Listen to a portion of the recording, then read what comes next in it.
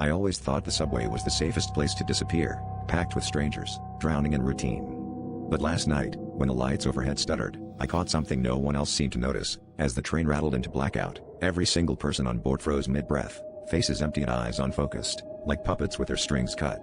I should have panicked, but some primal part of me knew to stay still, to watch and wait, because something was happening that I wasn't meant to see. Seconds stretched.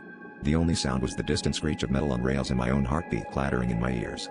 I tried to move, to nudge the woman beside me, but her skin was ice cold, and her stare, fixed on nothing, sent chills up my spine. That's when I noticed the windows. The night outside was no longer just blackness, it was a shifting mass of pale hands, hundreds of them, clawing at the glass, fingers splayed, nails scraping in desperation. I couldn't tell if they were trying to get in, or if we were the ones trapping them outside.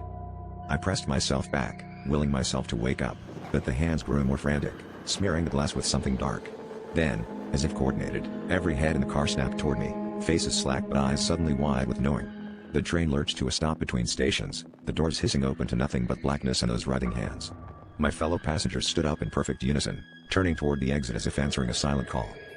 That's when I understood, I was the only one left who didn't belong to whatever was outside, or whatever had already gotten inside. Their mouths split open in identical, unnatural grins as they reached for me, and I realized the hands in the darkness weren't trying to break in. They were waiting for the ones inside to bring me out.